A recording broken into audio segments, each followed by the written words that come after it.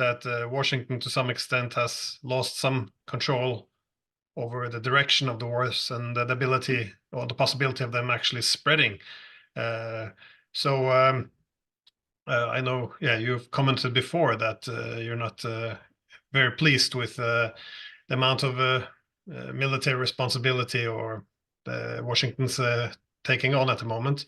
But I thought we could maybe start with the developments in Ukraine, because it appears that some of the optimism has disappeared, and now even the media are starting to come to terms with how dire the situation actually is. How would you define or characterize the current state of the war?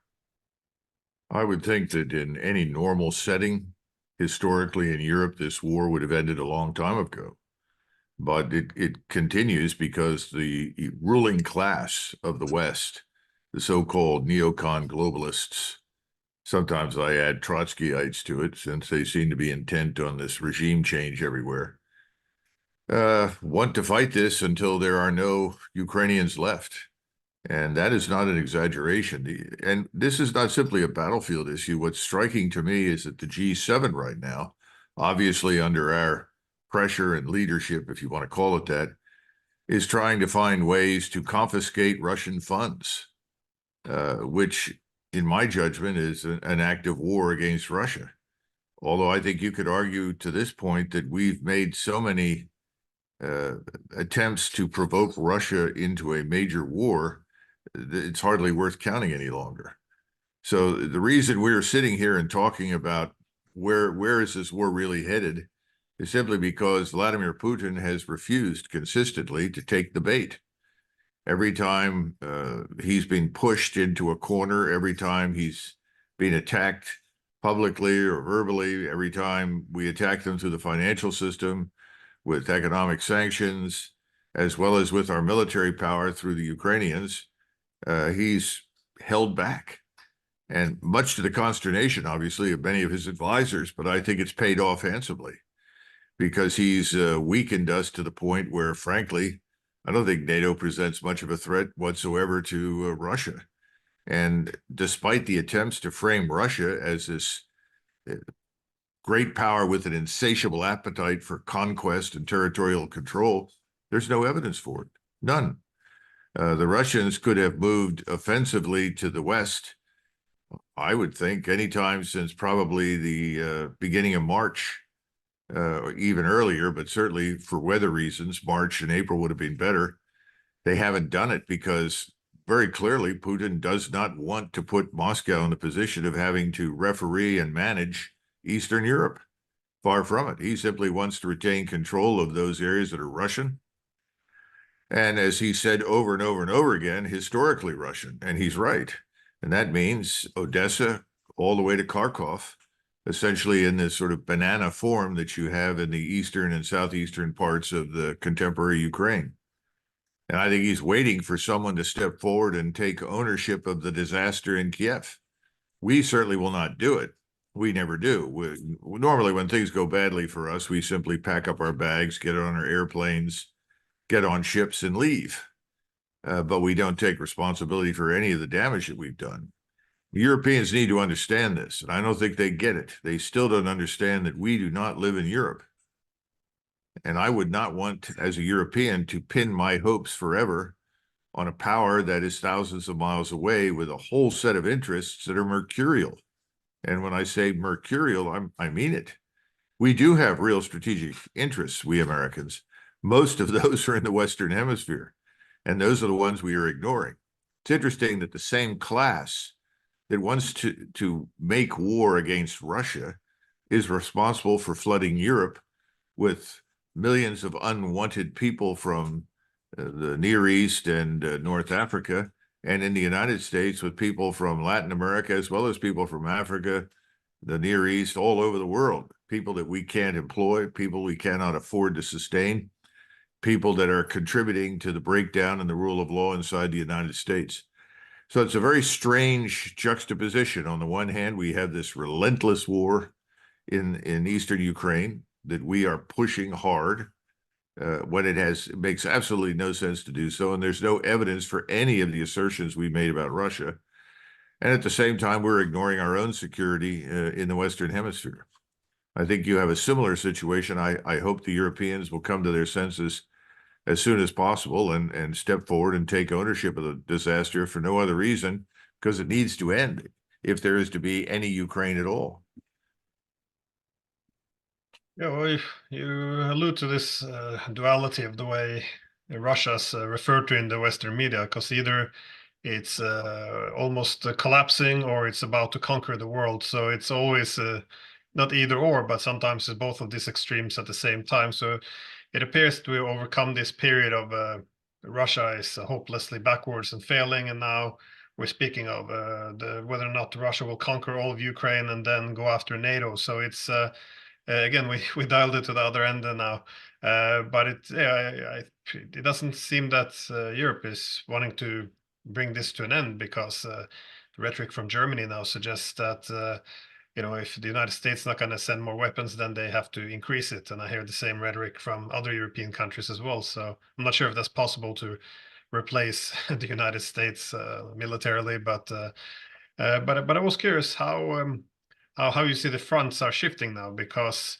after this failed offensive by the Ukrainians since the summer, the Russians obviously has gone on the offensive now, and one is getting pretty bad news coming out of Ukraine as well from the political and military leadership, in which they're suggesting cracks are emerging, and Russia's responding obviously to this.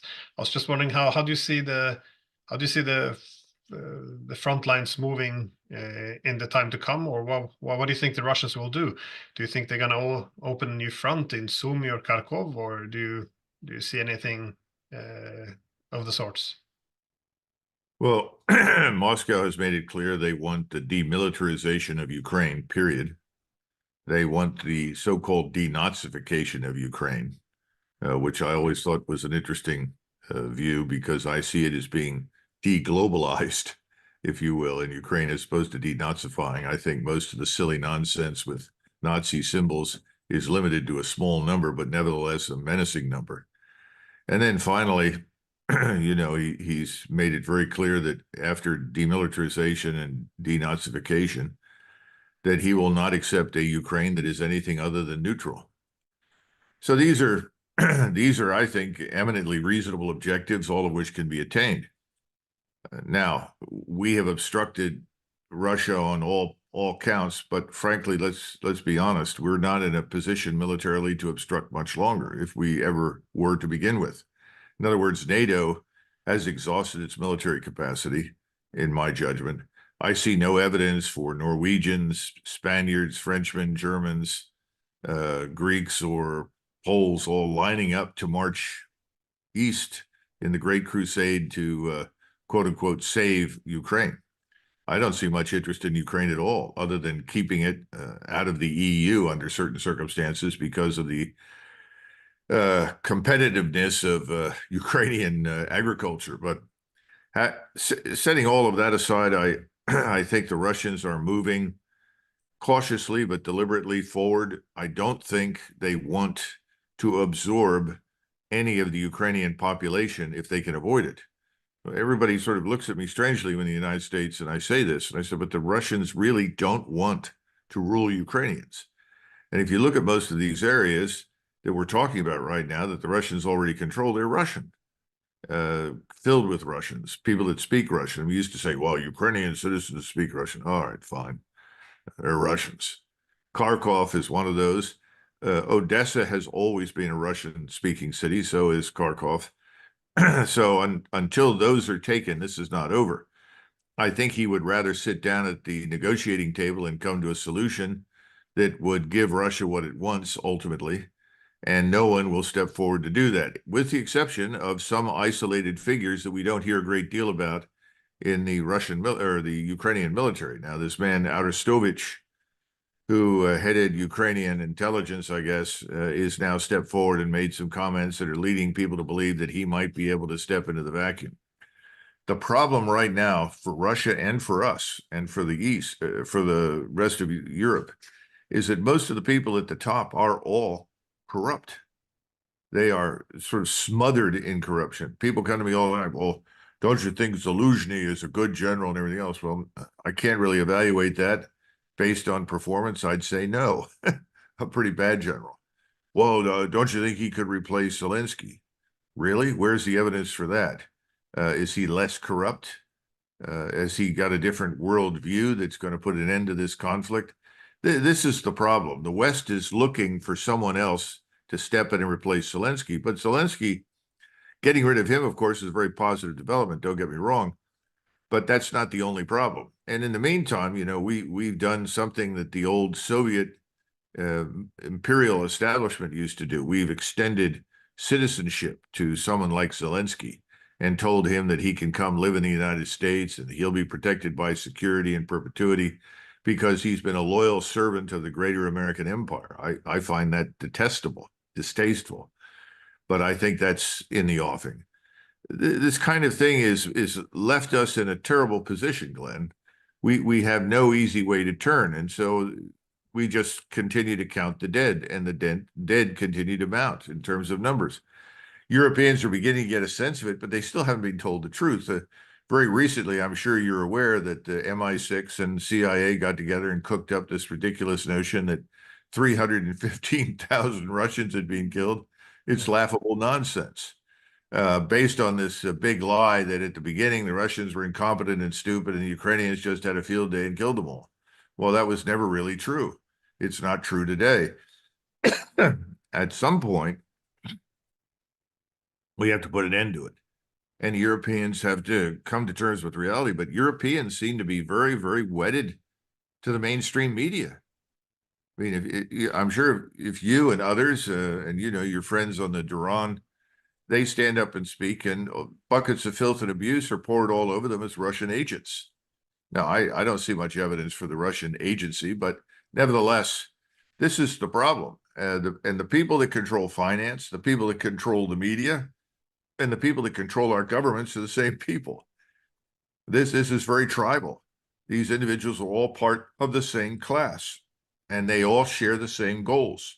And what we think, or what is in the interests of us as Europeans or people anywhere, simply don't matter.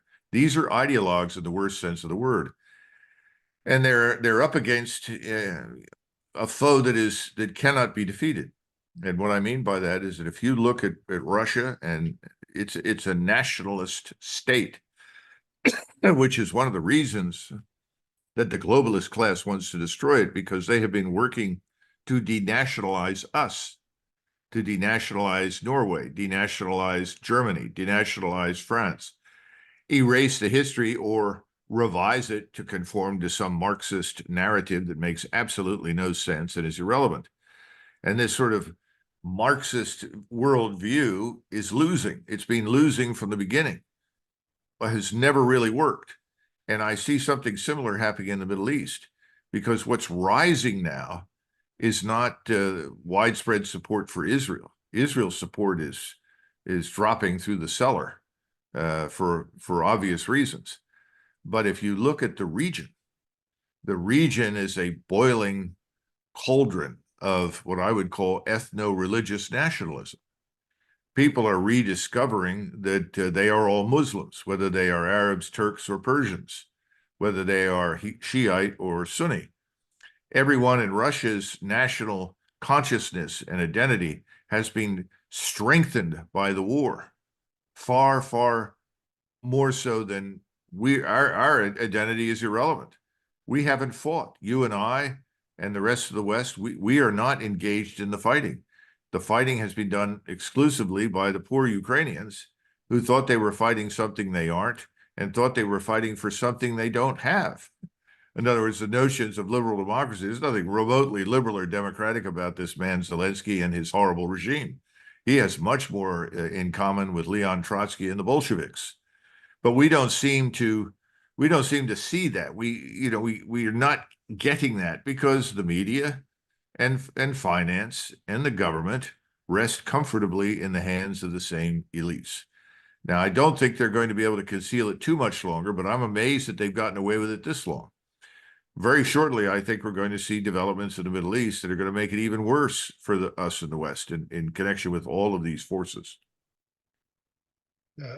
Arestovich, the former advisor to Zelensky, which you mentioned, he actually came out with a statement suggesting that, well, not suggesting, explicitly stating that Ukraine had bet on the wrong horse, that they had put themselves in the globalist class when from what they're seeing, the ability to mobilize, passionate support and well, the future effectively lie among the states who have leaned more on the nation state. So it's interesting he would point that out, but it does seem now that the economy is going through a hardship.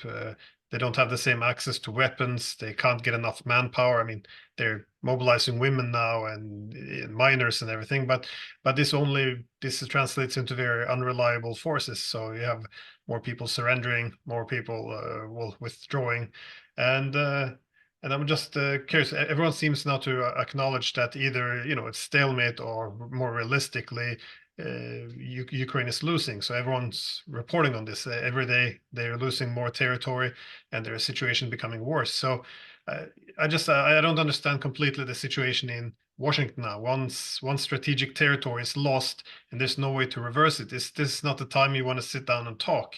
I know the Russians recently suggested that. They've given up on talking to Washington. They will demand capitulation from now on.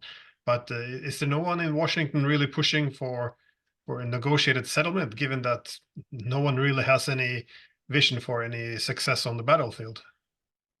Well, there are some people that advocate a negotiated end and some form of settlement with Russia, but they're a very small minority. I mean, I can count them on one hand. You've got someone like Senator Tuberville from Alabama, Senator Rand Paul from Kentucky, probably Mike Lee from Utah. That's just the Senate. I imagine that you have perhaps 40, maybe 50 members of the House that feel that way. But those numbers are minuscule, and they shrink to insignificance next to the numbers that are effectively on the globalist payroll. You have to understand that the last 30 years of what I would call crusading ideology of regime change and forcible conversion to some mythological liberal democracy has been very rewarding financially for the people in power. It has been, and there's nothing you can do about it. Now, everybody blames it on the Department of Defense and blames it on the so-called military-industrial congressional complex. Obviously, that's part of it. But there's more to it than that.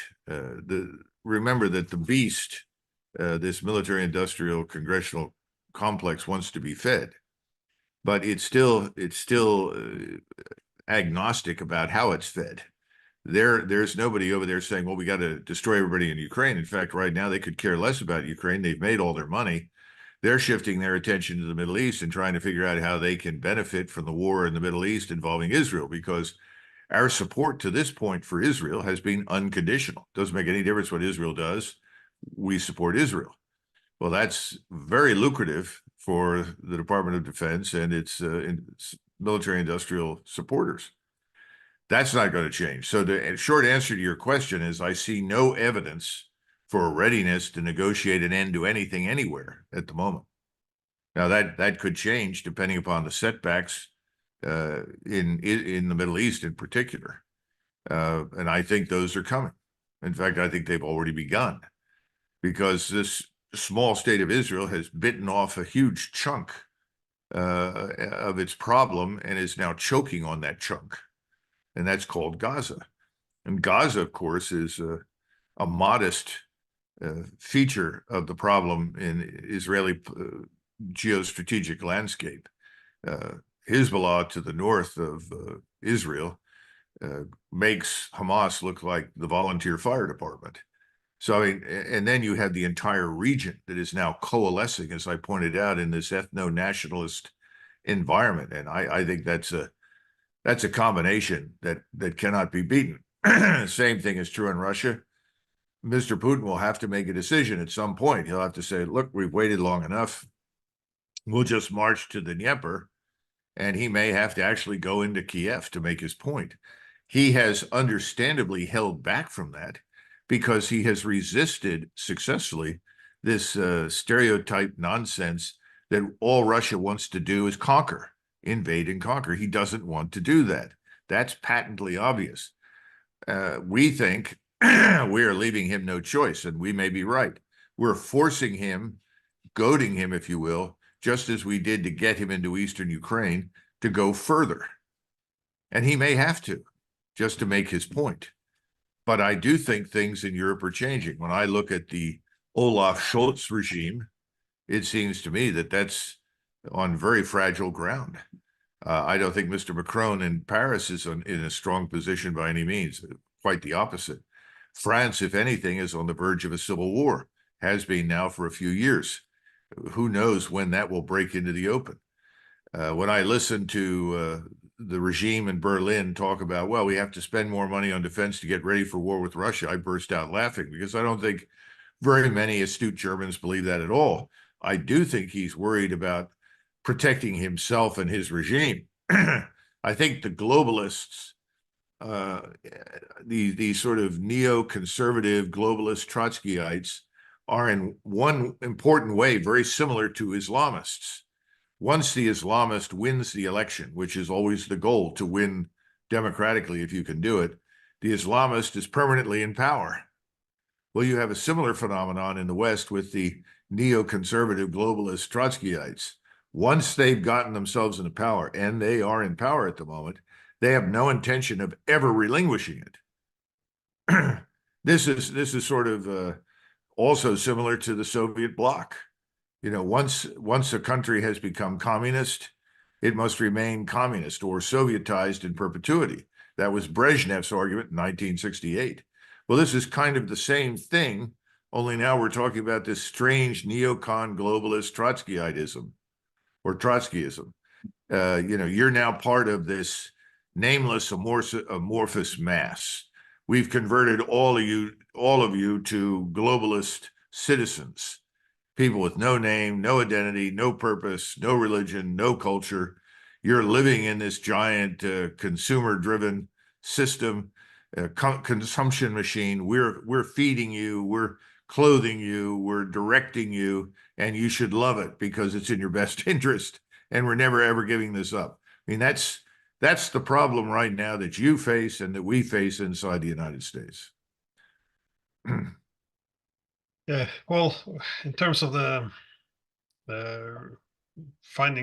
reaching a settlement, it's quite extraordinary that even as Ukraine's losing, we still don't even warm up to negotiations by talking about neutrality. I noticed it's become quite extreme in that sense that we're only increasing the rhetoric. But I wanted to return very quickly to Israel because you previously mentioned you think this is going to spiral out of control and into a regional war, and it seems like we have two pathways now. One being the possibility of the U.S. and Israel going after Lebanon. And the second now appears to be possibly Yemen, as Yemen is, well, the Houthis, Yemenites are attacking the shipping lanes in the Red Sea. How likely do you see any of these wars taking place, or is it possible to contain it? Well, I don't think I said it was inevitable it would spiral out of control, but I think it's very likely to do so. I think it's likely to become a regional conflict. Well, the region is very complex. Egypt is perhaps a keystone in the edifice of the security architecture that we erected in 1973 that has persisted for 50 years, and it is in danger of falling apart. Now, what do I mean by that? Sisi, who has a nation of tens of millions, I don't even know what the current population figures are for Egypt, but back in the 1970s, it was a little over 40 million. Today, I think it's closing in on 100 million. And this population is enraged at what the Israelis are doing in Gaza.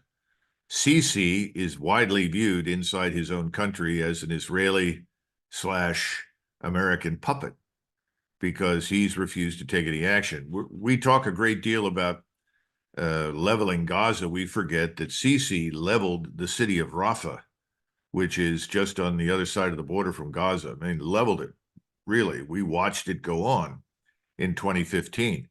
part of this was connected to the larger war on Islamism in the Sinai, because you had ISIS or ISIS chapters and other ISIS-like elements uh, spontaneously rising in the Sinai. And the Egyptians committed their own military power to deal with it, because it was also naturally, in their eyes, bound up with criminality, smuggling and corruption and so forth. Rafah was leveled with a goal in mind of making it impossible for anyone to gain a foothold in Gaza, or excuse me, in Sinai. And at the same time, he and his fellow elites viewed the people in Gaza as a catalyst for trouble. In other words, we don't want them because they'll just bring the war with Israel to Egypt. And we can't afford them. We have too many people as it is. We haven't got the infrastructure for them. We destroyed Rafah. There's nothing out there. So, we can't deal with this. Well, the tide has turned now. And you have, as I said before, this ethno-religious nationalism where people in Egypt are saying, wait a minute, these are Muslims like us. They're being exterminated. They're being driven like animals into the desert. How can we stand by and do nothing? And Sisi has walked this tightrope for a long time, but now he has to ask himself every morning, who among my senior military leaders is going to remove me on the grounds that Egypt must join the fight against Israel? This is a real concern. You have a different set of circumstances, but similar in some ways in Jordan, where the king of Jordan has always been a very close, strong, reliable friend, certainly since the 70s in the United States and the United Kingdom. He has a population that is overwhelmingly Palestinian. It is no longer even half and half. It used to be majority Bedouin and related, or at least connected to him in terms of loyalty and so forth. That's no longer the case. The Palestinians in Jordan are also enraged. They're seeing what's happening on the West Bank. We don't cover the West Bank, but there's a lot of violence in the West Bank, violence committed on both sides and specifically by settlers against the Arabs that live there. And of course, the government is encouraging what I would call preemptive strikes. In other words, it's almost in the same realm as Stalin's notion of prophylactic defense. Kill the citizen before he has a chance to commit a crime. Well, in some respects, that's happening on the West Bank. And then we move over to Syria. Syria is comatose. Syria is a zombie. It's not recovered from this terrible civil war. Hundreds of thousands of people have been killed or driven out of their homes. Assad wants to survive, and his enemy has historically been Mr. Erdogan, because Mr. Erdogan has been only too happy to support all the radical Islamist elements. He'll never admit it publicly, but he and his intelligence officers were very, very, very important players in the stand-up of ISIS that was supposed to attack Shiites. Only it became Frankenstein's monster and attacked in every direction against everybody. And now he is backed off from that because he realizes he has a greater and more powerful enemy, and that enemy is in Israel, to the point where he's now willing to talk to the Iranians, which is something he's never done before. So those are the situations north. When you go down into the Arabian Peninsula, and you look at the Emirates and Saudi Arabia. The Emirates are at risk, and so's the House of Saud, because their populations are equally enraged at what is happening in Gaza. Now the Houthis step forward, and the Houthis have now begun interfering with commercial shipping traffic for all the reasons that they're Shiite Arabs and they want to demonstrate their commonality of purpose and ethnic nationalism with the people of Gaza. And we are answering this by saying, well, see, this is Iran provoking this, just as Iran is provoking Hezbollah, Iran is provoking the Shiite militias in Iraq and so forth. No, it's not really true. Iran has worked tirelessly to stay out of the fight. The Iranians want nothing to do with the war right now. And these Shiite Arab militias, if you want to call them that, they're acting on their national identity. What is that? Well, they are Arabs and Muslims. And so they are going to act one way or another against the West. Iran has to maintain good relations with them. They want to keep them on side, but they're not necessarily pushing them, because right now Iran and Saudi Arabia continue to hammer out agreements that are in both of their interests. So Iran really doesn't want this war to break out in a way that would destroy all the work that's being done by Iran, Saudi Arabia, and China to bring some measure of stability and peace to the region. And remember, the Chinese depend very heavily on the Persian Gulf, the oil and the gas, as well as food coming in from Africa. So they're not interested in a war in the region. And that brings you then around to Mr. Erdogan. Well, if you walk around Istanbul right now, there are signs all over the city about Israel, the apartheid state, Israel, the criminal state, the Israelis, war criminals. The population in Turkey is enraged. So Mr. Erdogan, who is being very comfortable posturing as what I would call a neo-Ottoman nationalist, now suddenly has a tiger in his tank, so to say. He's got a tiger that he's holding on to it. And at some point, he's going to have to decide what to do with the tiger because he doesn't want the tiger to eat him. So I think I would say that all of these regimes, to one extent or another, are all riding their own version of a tiger. And they're trying to figure out how to keep the tiger from getting out of control. I think the tiger is going to get out of control.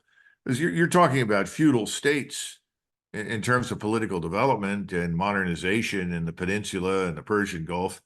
And all of those places, the leadership can be very rapidly replaced by new leadership.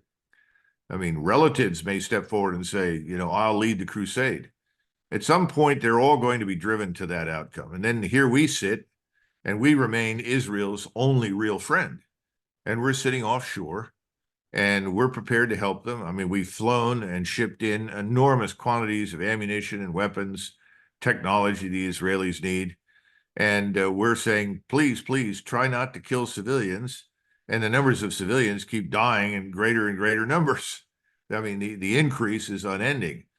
So we want this to end, but we're paralyzed because Mr. Netanyahu and his supporters in the United States have purchased the Senate and the House and the White House. And they have powerful backers, billionaires who have provided plenty of money for a long period of time to ensure that the United States will provide unconditional support to Israel. So what's going to happen here in the United States, I think, is that there's going to be a groundswell of people, mostly younger people, that are going to step up. It may end up looking like 69, 70, 71 in the United States during the Vietnam War, where people say, no more. We will not be a party to this. But the people on the Hill are still very comfortable receiving their benefits from supporting Israel unconditionally. So anybody who says, what happens next? We look at that puzzle now. If we attack the Houthis have made it clear they will destroy the oil refineries and the oil drilling platforms all over Saudi Arabia and the Emirates.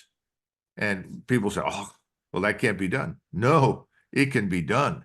These are all very vulnerable installations. You don't even need to destroy all of them. If you destroy a portion, you're going to make a huge dent in the economic stability of the West and potentially China.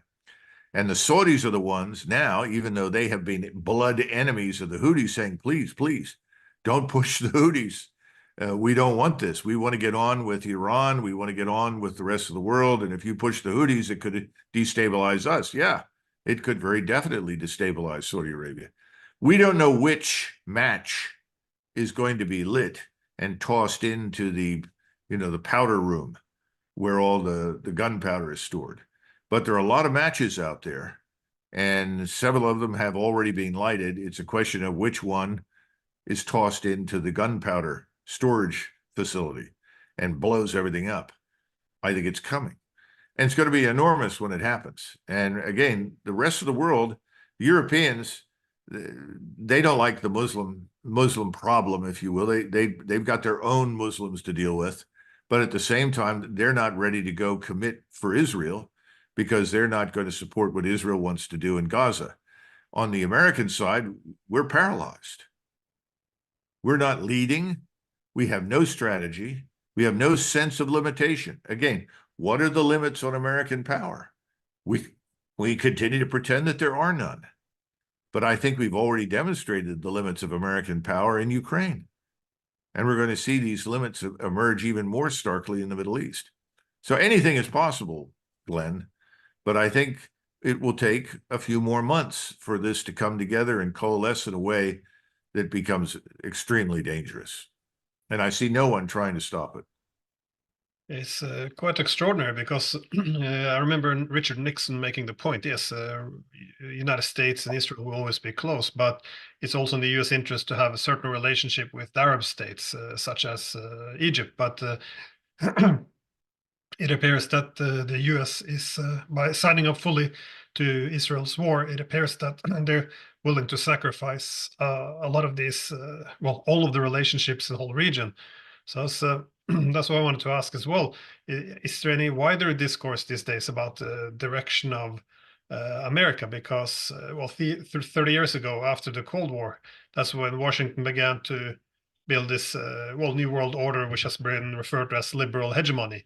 So there would be one center of power. The world would unite behind the United States, and liberal values, which manifested itself in NATO expansion and all of this. But so at the same time, the main foreign policy objectives of our states, such as Russia and China, was, of course, to develop friendly ties with the US. So again, much reason for optimism. But if we forward 30 years, we see now that countries like Russia and China are aligning themselves against the US, primarily because of the hegemonic ambitions. So we see Europe not looking great, the United States losing its influence in the Middle East, possibly, yeah, the whole region could go on fire.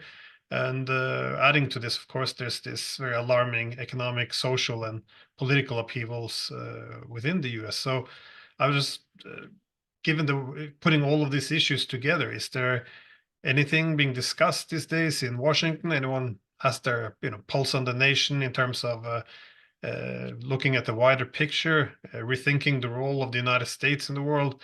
Anyone want to pull back and recover economically, socially, instead of continuing to run an empire?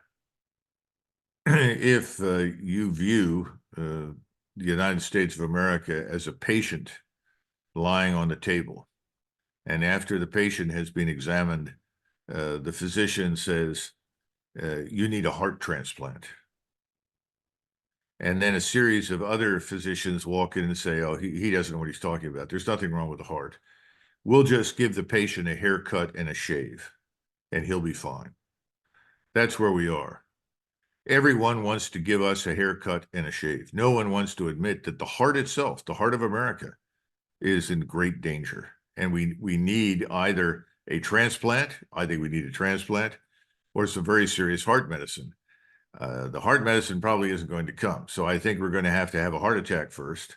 And then somebody will say, guess we were wrong. We're going to have major surgery. That's what I keep trying to tell people in Europe. I've told my friends in Israel this. I've told everyone who will listen. That's the problem in the United States. You think that we are perpetually powerful. You think that nothing has changed since 1991. You think the American brand is invulnerable, invincible forever. You're wrong. It never has been. It isn't now. And Americans are beginning to figure out they need a transplant. But still, too many Americans are really watching football and trying to find out what's happened in Taylor Swift's love life. I mean, literally. Sometimes people talk about bread and circuses in ancient Rome. Well, if we are in any way like the Romans, we're very absorbed with our attention, at any rate, is absorbed by bread and circuses. That's our problem. Now, that won't last because I think we're headed into very difficult financial times. I've long expected our financial system to implode. But again, no one believes that. It doesn't matter. If you talk to Nassim Taleb, if you haven't interviewed him, you should. And he will talk about the looming Armageddon. He will tell you that there's a pond out there with lots of black swans. They're all going to take off. Which one goes first is anybody's guess, but it's going to happen. Talk to Alistair MacLeod, who writes prolifically on the same subject and talks about the Russians very cleverly going increasingly in the direction of gold-backed currency and bringing China, India, and eventually the BRICS into that system. We can't do that for various reasons. That would destroy our monetary system. Even though we've effectively destroyed it ourselves, we can't go to the gold-backed approach. So I don't know what we're going to do in the West. But the point is, if you take those people on one side and you look at the realities, we can't recruit for the armed forces, not because Americans don't want to fight, but why would you, as an American citizen, want to join the United States Army if someone stood up and said, well, we'll just bring in all these illegals over here that just walked over the border a few months ago and they'll sign up. We'll put them in the U.S. Army. That's what people are hearing and seeing. Suddenly Americans look at the Army and it's full of foreigners. These are faces that they've never seen before. They're wondering, how the hell did they get there? Suddenly your recruiting base, the people you depend upon who fought all your wars, a lot of people like me, are saying, no, thanks. I don't want to be in that organization. It's not just because of the stupidity and failures of the last 21 years. There have been serious demographic changes in this country. So you put all of that together, we'll inevitably get a heart transplant, but I think the patient is going to have a serious heart attack first. It's coming. And you can already see the outlines of it. Even the dumbest people on the Hill have figured out we can't afford Ukraine anymore. Of course, the amount of money we save by dumping Ukraine is minuscule. It's not going to divert us off the path of crisis and disaster. And now we need to focus on Israel. Well, why should we back Israel in this operation of collective punishment that the world has condemned as mass murder and expulsion of a population? Well, we need to support it. You know, the Israelis are good. The people they're dealing with are bad. Well, what do you mean bad? Well, they're anti-Israeli, like everybody else in the region, right? So you say to these people, well, why are you doing this? It all boils down to money. It's financially rewarding.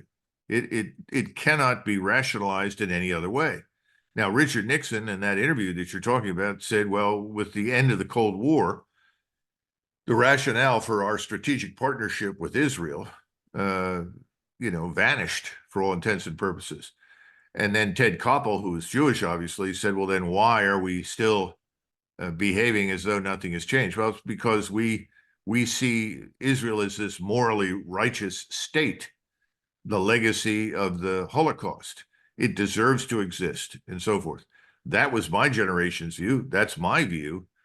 But how do you reconcile that view with what is happening in Gaza? And people that are younger are saying, we don't think so. This is morality. This is the morally upright Israel. This is what we should support. Clearly, that's not going to work. If anything, I would say we are beginning to see the end of America's special relationship with Israel. This war is going to kill it. It's not going to survive. That, of course, presumes that Washington will do nothing. Stand by and watch it all burn down. It's been my personal experience over the last 30 years that that's what we do. We watch it all burn down. We pack our bags, get on the planes, get on the ships, and come home. We change the subject. Only it's going to be very hard to change the subject this time because things at home are not good. No, I agree. I think after Ukraine and